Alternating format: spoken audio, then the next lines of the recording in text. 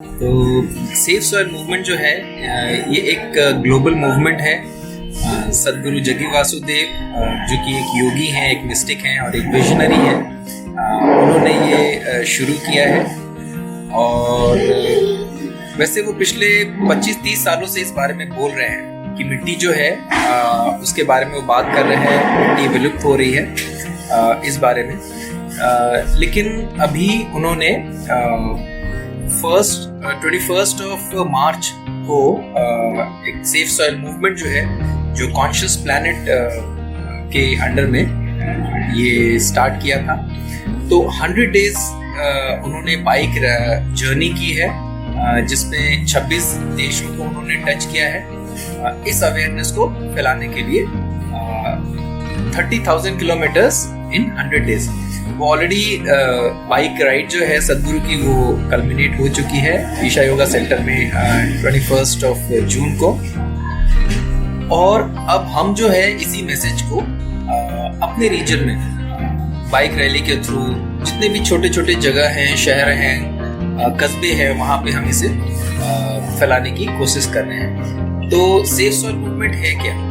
Safe soil movement अगर आप ये देखेंगे तो मिट्टी जो है वो सैंड में, बालू में परिवर्तित हो रही है।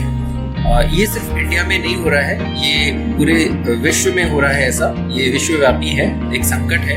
हमें मालूम नहीं है कि हमारे पैरों के तले जो मिट्टी है, जिससे हमारा सारा भोजन और सब कुछ, आप देखिए मिट्टी से सब कुछ आता है, ठीक है, चाहे table, chair, metal, everything it comes. Most important is our food, जो हमारा भोजन है वो मिट्टी से आता है। तो मिट्टी जो है, जिस तरह से हम मिट्टी को ट्रीट कर रहे हैं, पिछले 100 साल में ऐसा हुआ है कि मिट्टी जो है वो बालू में परिवर्तित हो रही है। उसकी जो उर्वरक क्षमता है वो कम होती चली जा रही है।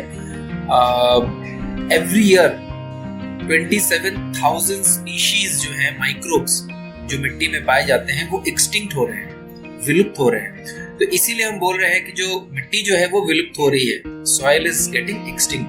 तो जैसे डायनासोर और डोडो जो है वो एक्सटिंक्ट हो गए, वैसे ही ऐसी स्थिति है आज के समय में कि मिट्टी जो है वो एक्सटिंक्ट होने के कगार पे है। हम ऐसे जंक्शन पे हैं जहां पे अगर हमने अभी कुछ एक्शन नहीं किया तो आगे आने वाले 40-45 साल में भोजन जो है उसकी उत्पादन में 40% की गिरावट आएगी। और उस समय हमारा जो पॉपुलेशन होगा, अभी 7.6 बिलियन है करीब करीब, उस समय 9.3 बिलियन होगा। तो आप सोचिए, फूड जो है उसमें गिरावट आ गई उत्पादन में, और उसके पॉपुलेशन में जो उसको यूज करने वाले हैं उसमें बढ़ोतरी हुई है।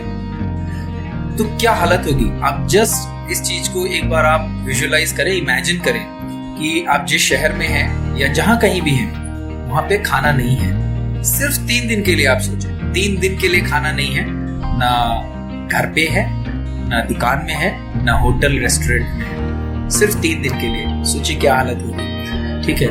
लोग एक दूसरे के जान के दुश्मन हो जाएंगे। जिनके पास खाना होगा, लोग उनको जान से मार के उनसे खाना छीन लेंगे। देखिए, हम खाने के बिना रह नहीं सकते, ठीक है, लेकिन ऐसी स्थिति अभी आ रही है।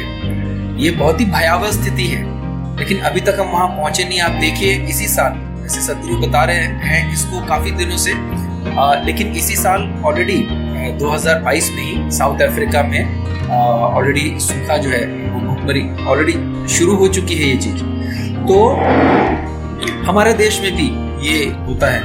तो सदगुरु ने इस मुहिम को चलाया है ताकि हमारे अंदर अवेयरनेस, इस बारे में हमारी जागरूकता हो, और हम अपनी सरकार को ये कह सके कि वो ऐसी पॉलिसीज लाए ताकि जो किसान है वही, देखिए, हम लोग तो अपना डेली काम करते हैं, हम तो किसान है नहीं, हमारा मिट्टी से कोई ऐसा संबंध है नहीं, एक्सेप्ट कि हम मिट्टी से जो उत्पादन है उसका हम उपभोग करते हैं, लेकिन असली जो काम करते हैं वो है किसान।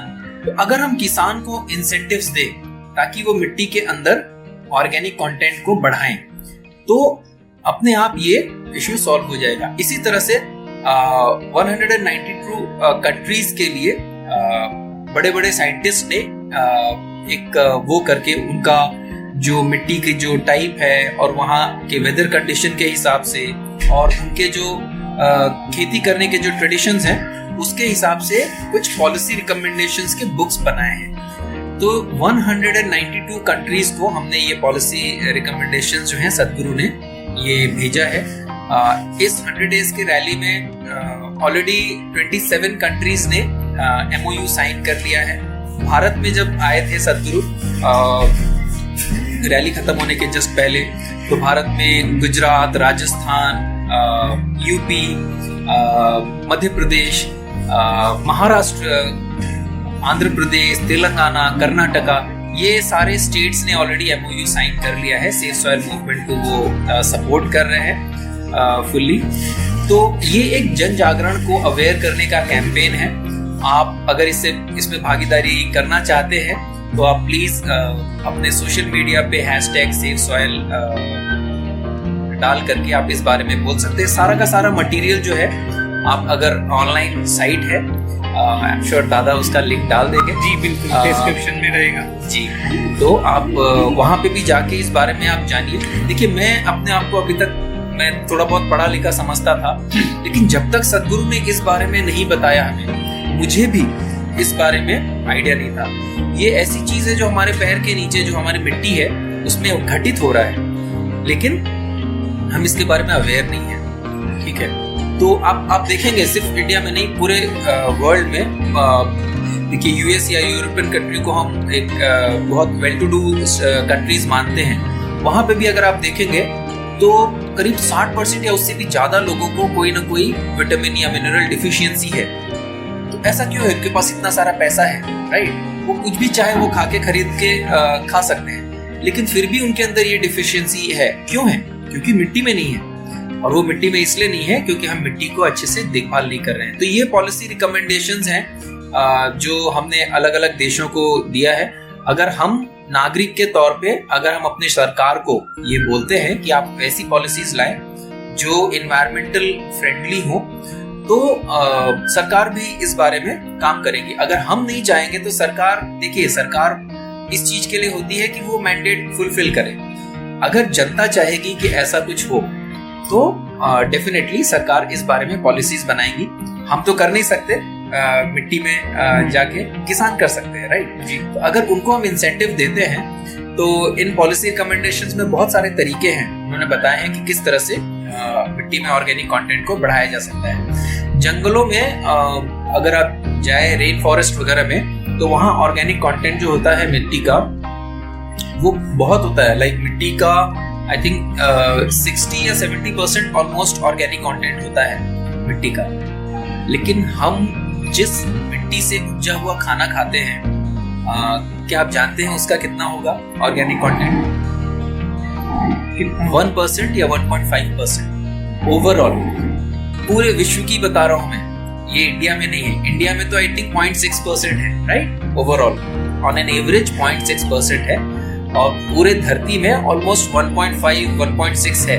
ठीक है, तो मिट्टी में ये जो पेड़ पौधे जो है मिट्टी में जो अनाज उगता है, वो सीधा पेड़ नहीं लेते हैं। वो ये जो माइक्रो ऑर्गेनिजम्स है ना, वो बहुत ही कॉम्प्लेक्स सिस्टम है, उसके थ्रू वो न्यूट्रिएंट्स जो हैं वो फूड में आता है। अगर ये माइक्रोब्स ही एक्सटिंक्ट हो जाएंगे तब खाना सिर्फ पेट भरने का होगा, लेकिन हमें उससे कुछ पौष्टिक तत्व नहीं मिलेगा। 2020 में अगर एक नींबू हम खाते थे, एक ऑरेंज खाते थे, उसमें जितना विटामिन ए मिलता था, आज के डेट में उतना विटामिन ए पाने के लिए हमको 8 नींबू खाने पड़ते हैं। 8 नींबू। तो खाने के अंदर ही जो उसकी पौष्टिकता है वो एकदम कम हो गई है। ये सिर्फ एक एग्जाम्पल है, और ऐसा हम नहीं बोल रहे हैं, वर्ल्ड के बड़े बड़े साइंटिस्ट बोल रहे हैं। तो प्लीज इस बारे में आप अवेयर होइए और इस बारे में आप जागरूकता फैलाइए, लोगों को बताइए ऐसा।